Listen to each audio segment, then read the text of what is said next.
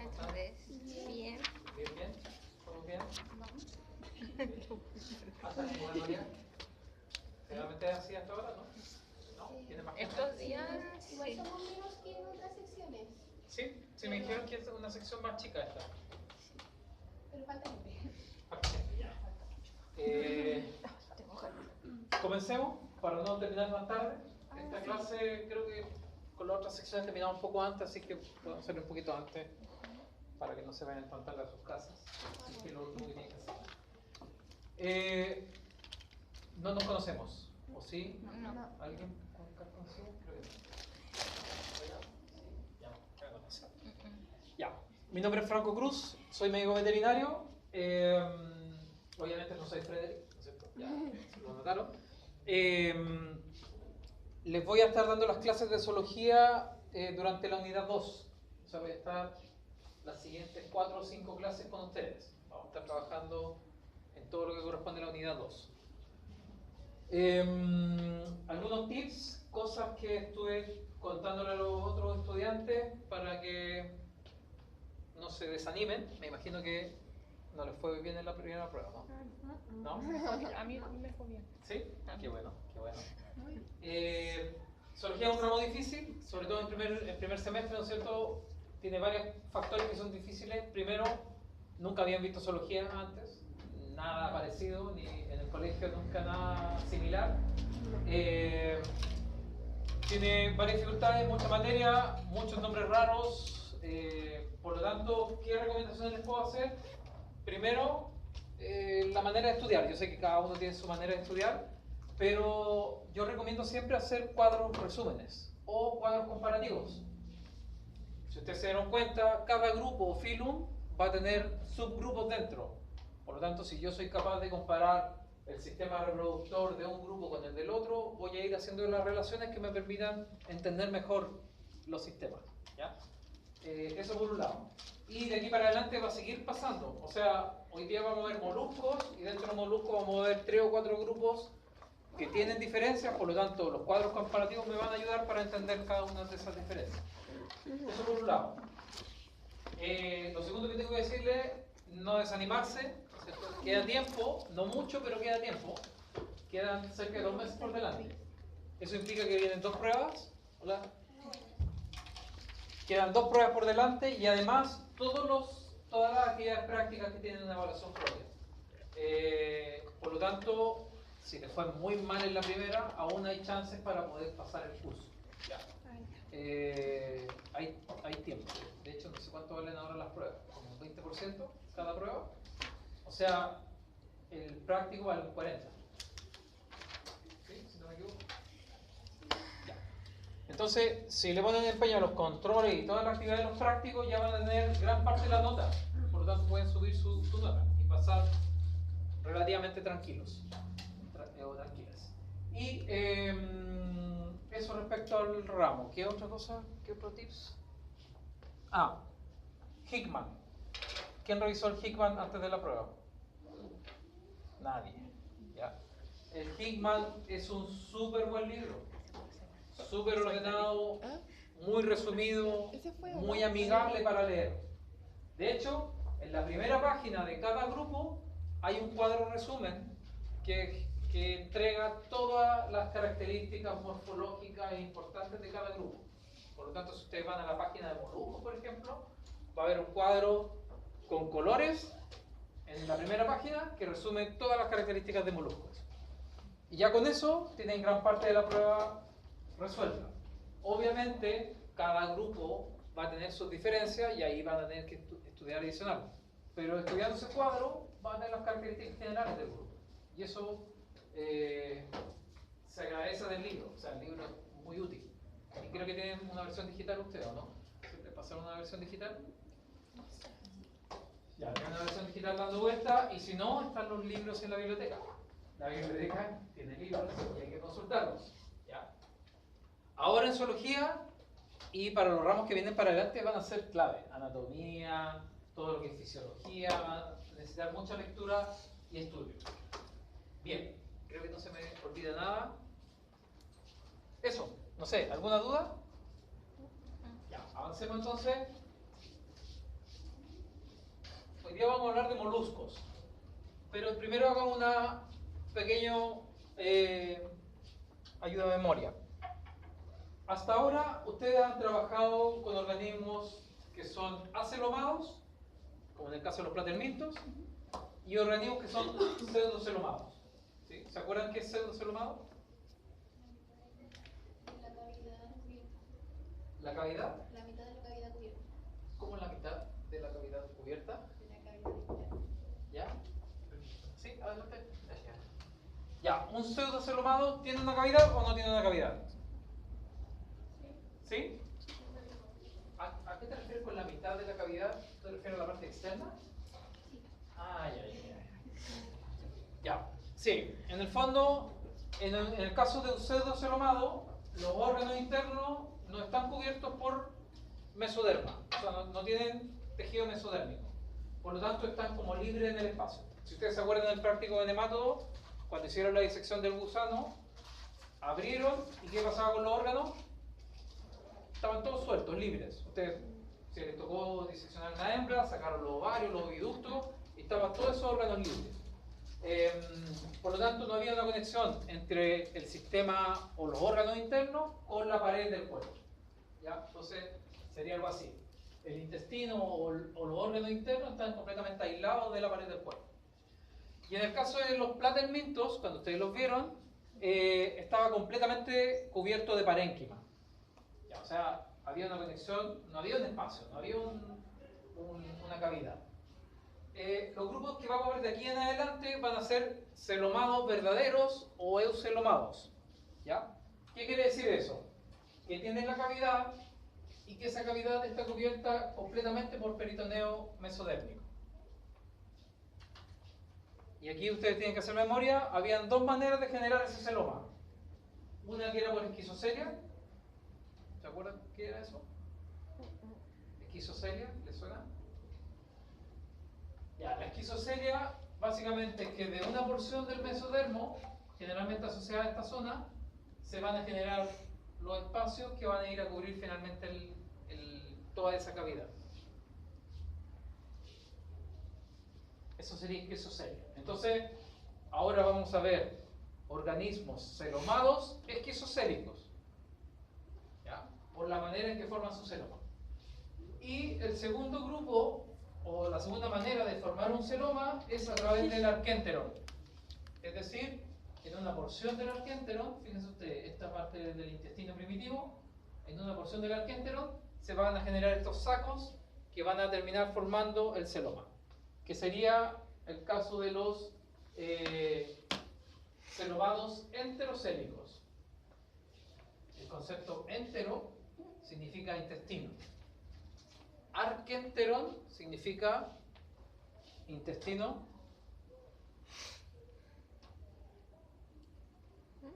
¿Arqueo? ¿Le suena arqueo? ¿No le suena nada arqueo cuando yo digo arqueo? ¿No le suena arqueología, por ejemplo? ¿Qué estudia la arqueología? ¿No has escuchado la palabra arqueología? Sí. ¿No? ¿Qué significa? No sé. La arqueología es el estudio de la cultura antigua, en el caso humano.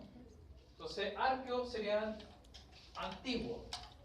Esto que está acá, que es el arquéntero, sería como el intestino primitivo o antiguo. Entero significa intestino. Y celoma o celos es cavidad. Ya. Vamos a estar haciendo ese ejercicio de la etimología de las palabras porque le ayuda a estudiar. Cuando yo les digo, supongamos que se van al médico por una gastroenteritis. ¿De qué están enfermos? Del gastro, que es estómago, del enteros, que es el intestino, y el concepto itis sería como una inflamación gastrointestinal, es decir, del estómago y el intestino. Van a estar llenos de esos conceptos durante su carrera, así que vayan aprendiéndose la etimología de las palabras, les ayuda a entender también de qué se trata la enfermedad. En este caso, les va a ayudar para entender un poco la estructura. Los moluscos es un grupo muy diverso que se originó hace más de 500 millones de años, muy antiguo, y ya en esa época había una gran diversidad de formas. todas las formas actuales de moluscos ya estaban presentes en el pasado. Por ejemplo, no habían caracoles terrestres, pero sí estaba el ancestro de los caracoles. No habían pulpos como los que conocemos, pero sí ya estaba presente el ancestro de los pulpos. ¿Ya? Entonces, es un grupo muy antiguo y que se diversificó muy tempranamente.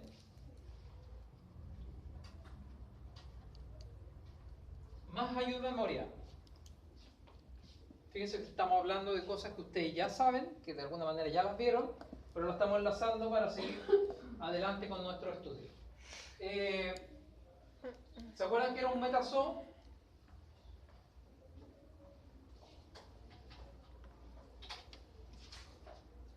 No se acuerdan. Son los organismos que tienen muchas células, son los pluricelulares, ¿no es cierto? Y que forman tejidos. Dependiendo del nivel de organización que vamos avanzando, vamos a ver animales cada vez más complejos. Los primeros, ¿se acuerdan que tenían 2 capas dérmicas? Y ahora ya estamos con 3 capas dérmicas y esas capas dérmicas van a formar tejido y estructuras. ¿Se acuerdan que es bilateral? Que es por la simetría. Que hay una simetría, ¿no es cierto? Que el cuerpo, si hacemos un corte longitudinal, vamos a tener un lado izquierdo y derecho que son equivalentes y que eso no está presente en todos los animales. Por ejemplo, ¿qué pasaba con las medusas?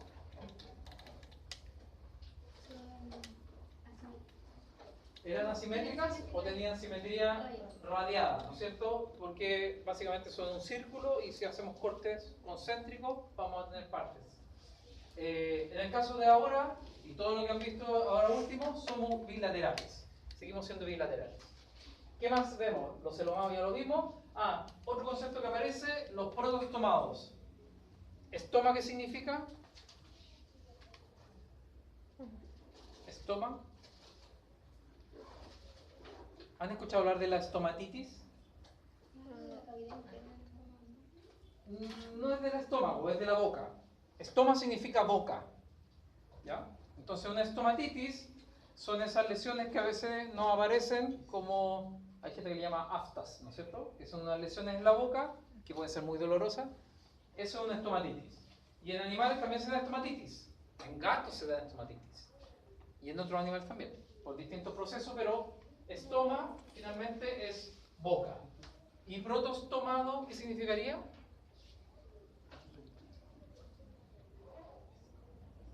¿Qué significa protostomado? Tiene boca. ¿Y qué significa proto? Correcto. Primero se va a formar una boca y de manera secundaria se forma el ano. ¿Ya? Y la boca se formaría de ese blastoporo primitivo. Que lo diferencia de los deuterostomados, que primero forman el ano y la boca se forma de manera secundaria. Hola, adelante. ¿Ya? Entonces, se fijan que la etimología de la palabra nos ayuda a entender el concepto, para que vayan aprendiendo eso. Y vamos a ordenar los animales según sus características, ¿no es cierto? Una característica importante que ustedes vieron fue la ecdisis. ¿Qué era la ecdisis?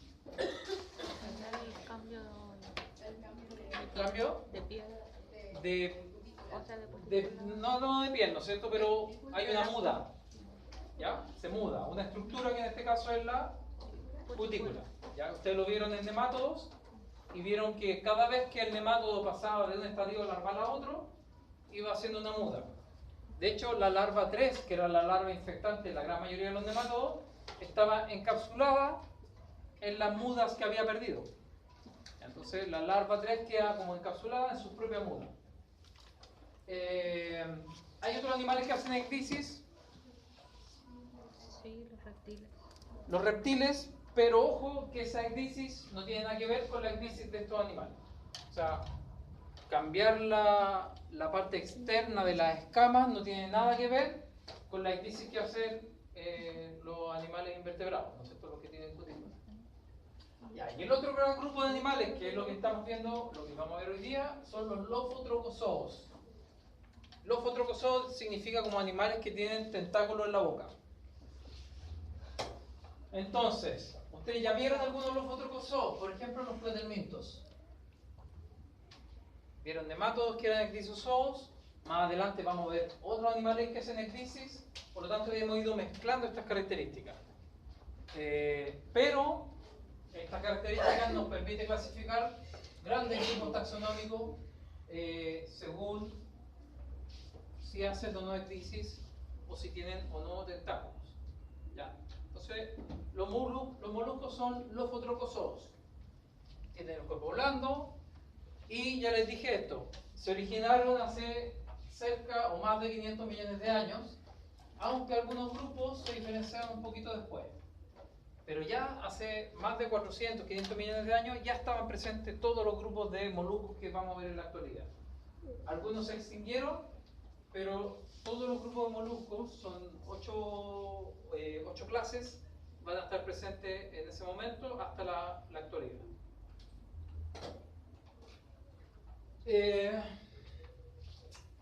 Ahí están los 8 grupos. Nosotros nos vamos a concentrar en 3 o 4, pero vamos a ver las características generales de todo ello. Por ejemplo, hay un par de grupos que son súper poco importantes, son poco diversos, que son los Aplacófora. Aplacófora. En el fondo no tienen placas, sin placas. ¿Ya? Aplacófora. Después hay un grupo que se llama Poliplacófora, que tiene muchas placas. Y después van a estar todo el grupo de los que generan una concha externa. Y de eso nos vamos a concentrar en gastrópodos, bivalvos y los cefalópodos, que es el último grupo que vamos a ver. Todos los moluscos van a tener una larva que se llama trocófora. Larva trocófora. ¿Por qué es importante? Porque la larva trocófora es de vida libre. En el caso hay unos animales que no necesariamente se mueven, o que se mueven muy lento, pero la larva va a tener una vida muy móvil en la columna de agua. Y otra cosa interesante de la larva es que está presente en otros grupos que vamos a ver hoy día. Y ahí les voy a recordar esto. Entonces la larva trocófora es de los moluscos, pero también está presente en otros grupos. Bien, generalidades. La mayoría son marinos, sin embargo hay animales de agua dulce, tienen una gran variabilidad de formas de vida. O sea, hay animales que son filtradores, hay animales que son herbívoros, hay un grupo completo que son depredadores y hay una gran variabilidad de tamaño y forma. O sea, tenemos los caracoles que nosotros conocemos, están los pulpos, están los calamares gigantes que representarían los invertebrados más grandes. ¿Qué importancia tienen los moluscos? Ninguna. ¿Para qué pasamos esta clase? Desde el punto de vista veterinario tienen poca importancia. O sea, ustedes nunca van a tratar un molusco en sus consultas.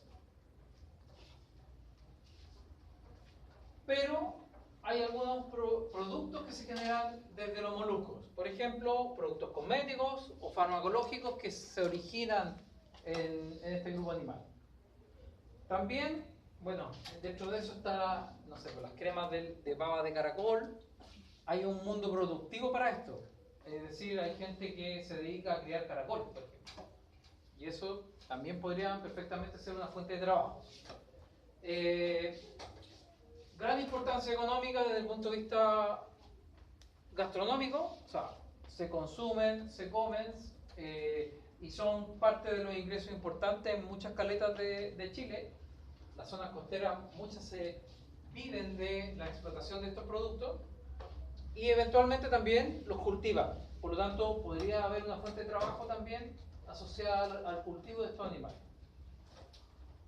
Y por otro lado, tienen una importancia en salud pública. ¿Sí? ¿Por qué? Por la marea roja. ¿Se acuerdan de la marea roja? Ya, los protozoos o incluso algunas algas generan toxinas. Dado que algunos de estos animales filtran su alimento desde el agua, podría concentrar estas toxinas.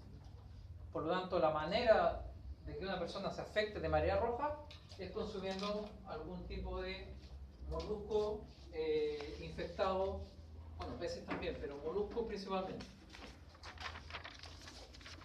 Dijimos que tenían celoma, el celoma es reducido y está rodeando el corazón, por lo tanto se va a llamar pericárdico, cardias o cardio es corazón, y pericárdico sería lo que lo rodea.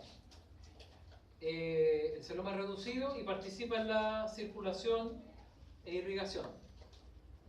Vamos a avanzar, pero más adelante hablo más detalle del cuerpo. Son muy diversos, cerca de 93.000 especies. Ya hablamos de las formas de alimentación. Hay algunos que son depredadores, otros que son filtradores, unos que, por ejemplo, tienen estructuras especiales para raspar. Y vamos de organismos muy simples a más complejos. ¿A qué les suena eso? ¿Simple o complejo?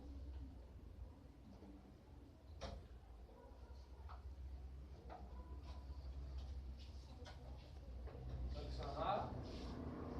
O sea, lo más simple, vamos a tener animales que son filtradores y que puedan vivir en una roca adheridos a la roca. Pero por otro lado podríamos tener animales como un pulpo, donde tienen conductas complejas, cambian de color, interacción entre los individuos, pero también sus cuerpos van complejizándose. ¿Cuál es el modelo corporal de estos animales? Tienen una cabeza principalmente, tienen un pie y tienen un saco o masa visceral. ¿Ya? ¿Cómo se distribuye eso? Aquí está la cabeza, en la mayoría está bien delimitada, bien definida, va a concentrar órganos sensoriales. Los bivalvos no tienen una cabeza definida, los caracoles sí la tienen. Después tienen el pie, que tiene función móvil, o sea, se van a mover con el pie, se puede modificar hacia brazos y tentáculos, también se modifica para formar sifones, el pie, y en el caso de los bivalvos, tienen un pie muy particular que tiene esta forma como de lengua. No sé si ustedes han visto machas, por ejemplo, no sé si comen marisco, pero las machas tienen una porción muscular que es como una lengua, no es su lengua, sino que es el pie, y les sirve para enterrarse en la arena o incluso moverse sobre el sustrato. Y finalmente va a estar la masa visceral, que es todos los órganos internos que van a estar cubiertos por tejido, pero van a estar ahí juntos. En el caso de los calamares y los pulpos están en esta zona, ¿no es cierto? En el caso de los bivalvos va a estar en la parte más dorsal del cuerpo. En el caso de los caracoles va a estar dentro de la concha. ¿Ya? La masa visceral en el caso de los caracoles se ubica dentro de la concha. ¿Qué otras estructuras importantes de moluscos? La concha, ya hablamos, aunque no todos tienen concha. El manto, que es un tejido importante porque va a ir a formar la concha. Y esos son los principales. El saco visceral, ya lo mencionamos, este es un molusco como estándar, como típico, un dibujo esquemático. Pero fíjense que hay una gran cantidad de órganos que está en torno, en el centro del cuerpo finalmente. Y va a ser el saco visceral. Tiene el sistema digestivo completo, cada vez más complejo. O sea, cuando ustedes abrieron el nematodo, ¿cómo era el sistema digestivo? ¿Vieron el sistema digestivo? Sí. ¿Cómo era? Era Un intestino alargado, básicamente era un tubo largo. Era frágil, ¿o no? ¿Sí? Si lo tocaban muy fuerte, a veces se rompía. ¿Había estómago? No, no había ningún saco ni cavidad muy grande, era básicamente un tubo. Acá ya aparece un estómago, ¿no es cierto? Obviamente, mientras más complejo el animal, también aparecen estas estructuras. Sin embargo, el intestino es bastante corto y más bien recto. No tiene tantas vueltas, o no es muy largo. Y creo que ya... No sé si me puedo decir algo acá. Fíjense que el celoma, como lo vimos al inicio, rodea el corazón. Rodea el corazón, la cavidad bien reducida dentro de esa masa visceral, saco visceral. Otra estructura, yo les dije que el manto es un órgano, o sea, es básicamente un tejido, que es importante porque va a ser el precursor o el que forma la concha. O sea, vamos a tener la masa visceral, esto que está aquí en negro, está mal pasar la flecha, pero el negro sería lo que es el manto, y sobre el manto va a estar la concha, porque desde el manto se origina la concha. Y además, el manto va a formar una cavidad, que es la cavidad del manto. ¿Ya? Entonces, tiene la función de formar la concha, pero también va a tener funciones respiratorias, incluso reproductivas, el manto. Incluso de movilidad, lo vamos a ir viendo en cada grupo, dado que forma esta cavidad. Entonces, en esa cavidad del manto van a estar las branquias o pulmones en el caso de los moluscos terrestres, y también van a desembocar el sistema digestivo y el sistema excretor.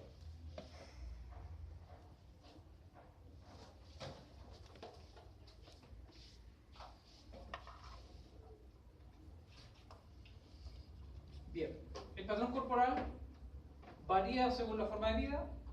Esos son los 4 grandes grupos. Grandes diferencias, los bivalvos son muy distintos al resto, los vamos a ver en detalle. Si ustedes se fijan, no es una forma típica de lo que uno espera para un molusco. Se llaman bivalvos porque tienen 2 conchas, y las conchas son laterales al cuerpo. ¿Ya? Son estructuras que son laterales. Y otra cosa interesante, los caracoles terrestres, la posición de la cavidad del manto se modifica. Fíjense que en la gran mayoría de los animales la cavidad del manto está en posterior al cuerpo. Lo mismo en los caracoles marinos o acuáticos. Pero en el caso de los caracoles terrestres, la posición de la cavidad del manto cambia. ¿Ya? Pero el esquema es más o menos lo mismo. Tiene más o menos la misma estructura. ¿Qué otra estructura interesante aparece en moluscos? La rádula. La rádula es una estructura única de moluscos, no está en ningún otro grupo, y funciona para la alimentación. ¿Ya? Entonces, ¿qué es la rádula? Entre comillas, es como una suerte de lengua que tiene dientes y le permite raspar el alimento.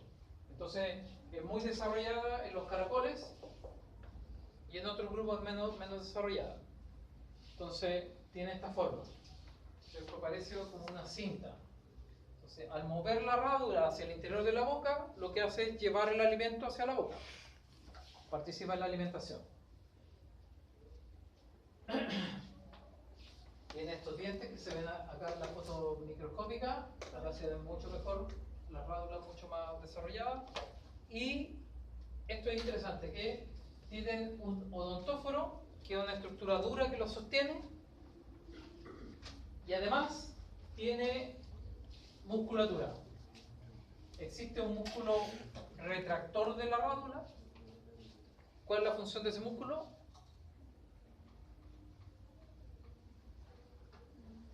Músculo retractor de la rádula.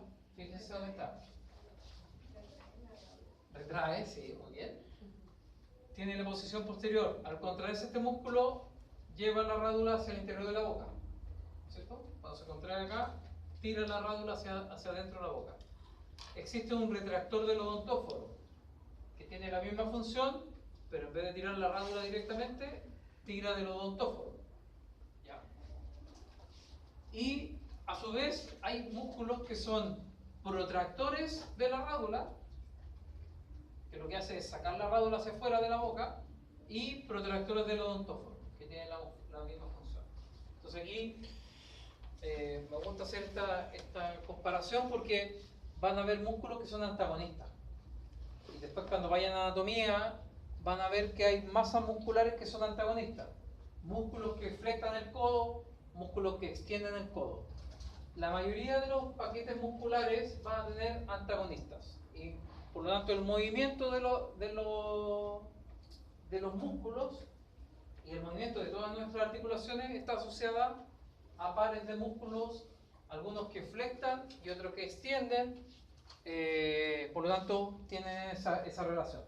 La mandíbula nuestra también tiene la misma, hay músculos que cierran la mandíbula, músculos que abren la mandíbula.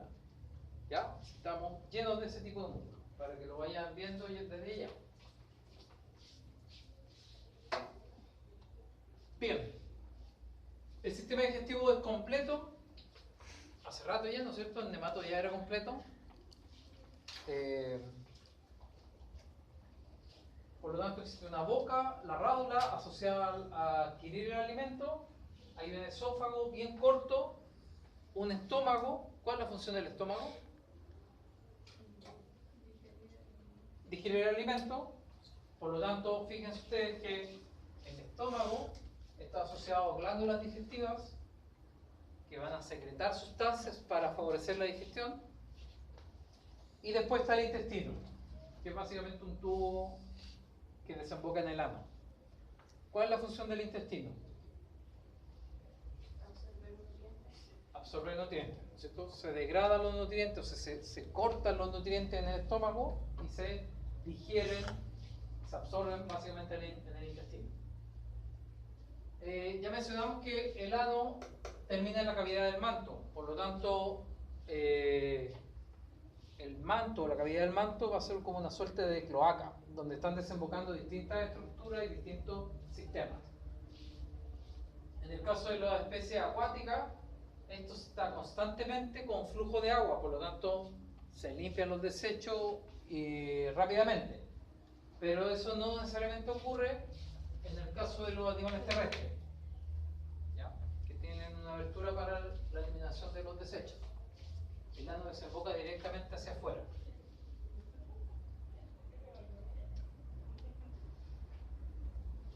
En el caso de los caracoles terrestres, modifican su sistema respiratorio. Los acuáticos tienen branquias, pero los terrestres tienen un pulmón. Ese pulmón ingresa aire a la cavidad del manto a través de una estructura que se llama neumostoma. Estoma, ¿qué es lo que era? Boca o abertura, y neumo significa aire. O sea, neumo tiene que ver con el sistema respiratorio. De ahí viene la palabra neumonía. ¿Ya? Entonces tiene una apertura que, fíjense ustedes, en el caracol terrestre está cercana a lo que nosotros llamaríamos el cuello del caracol, entre comillas, ¿no es cierto? Sería en esta base muy cercana a la parte anterior de la concha. Y en esta, hacia adentro, está la cavidad del manto, donde están los pulmones, que es una branquia modificada para poder vivir en ambientes terrestres.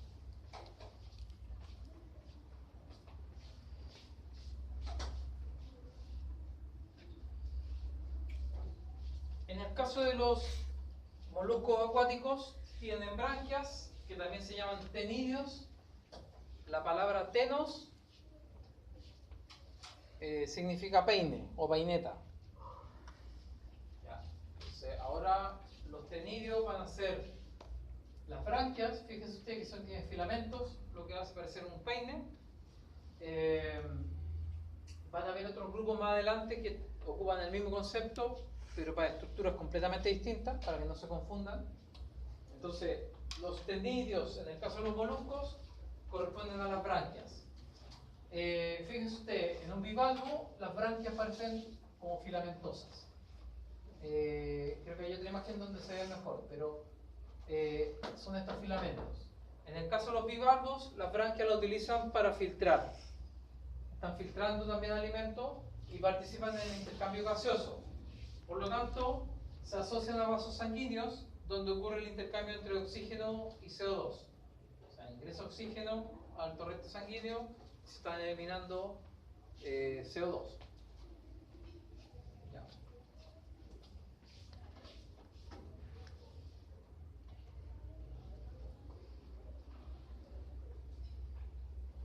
El corazón es bien simple, tiene una o tres cámaras. tiene un ventrículo y una o dos aurículas. No tiene nada, o sea, la forma de este corazón no tiene que ver con los corazones que van a ir viendo hacia adelante, pero cumplen la misma función. Los ventrículos en general, la función es sacar sangre del corazón por contracción muscular, y las aurículas lo que hacen es recibir sangre hacia el corazón. ¿Sí? Adelante. Recibir sangre al corazón. El sistema circulatorio es abierto en casi todos los animales. ¿Qué quiere decir? Que en algún momento la sangre sale del sistema circulatorio a regar directamente los órganos y vuelve al sistema circulatorio por ciertas aberturas. Ya. Creo que en la siguiente diapositiva les muestro cómo circula la sangre. Ahí está. Entonces, la sangre llega al corazón a través de las aurículas, de las aurículas pasa al ventrículo, del ventrículo se proyecta hacia un hemocele, que finalmente es parte del celoma, la cavidad, ¿no es cierto?, el espacio, va a llegar a los órganos, va a irrigar los órganos, y desde los órganos va a salir sangre que no está oxigenada, ¿no es cierto? Se utiliza el oxígeno en los órganos y vuelve esta sangre hacia la branquia y el pulmón. Y vuelve a la aurícula. ¿Ya? En la branquia o el pulmón es donde se oxigena. Entonces el circuito está abierto en el hemocele, que sería parte del celoma. El sistema nervioso es bastante simple, tiene un anillo que se llama collar nervioso o anillo nervioso, y además tiene dos cordones nerviosos que van por ventral en general y muy asociados a todo el sistema de musculatura. Por lo tanto, participan en la movilidad del pie. Son esas líneas azules que están marcadas ahí. ¿Ya? Entonces, no tiene un gran desarrollo, pero sí participa en la movilidad del animal. Lo que sí tiene un desarrollo importante son los órganos sensoriales. Los órganos sensoriales. Entonces, primero vamos a tener tentáculos, que son estos palpos, ¿no es cierto?, táctiles. Van a haber animales que tienen muy desarrollados los tentáculos, que participan en la obtención de información táctil. Por ejemplo, estos tentáculos bucales.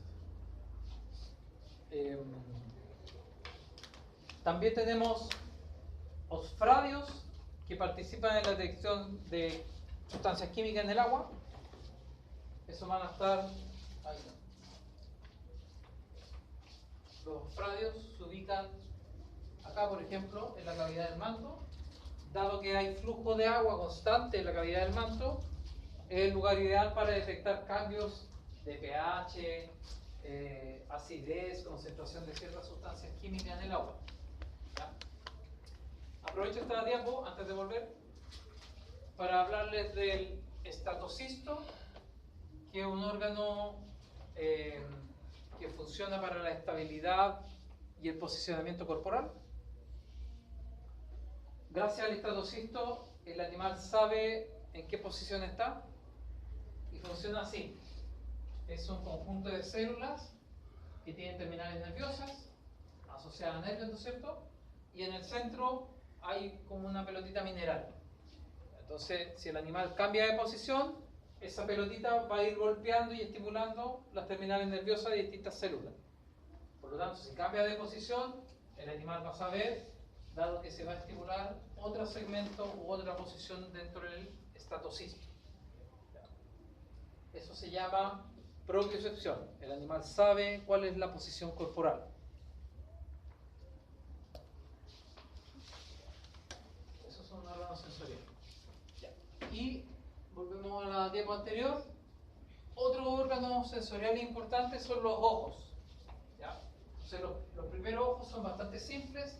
Fíjense que son células epidérmicas que se modifican, forman como una cavidad y tienen terminales nerviosos, ¿no es cierto? Fibras nerviosas.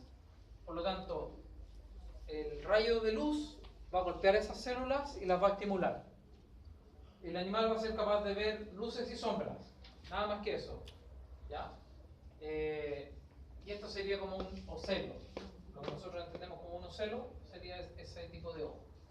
Está presente en las lapas y en algunos grupos de moluscos más inferiores.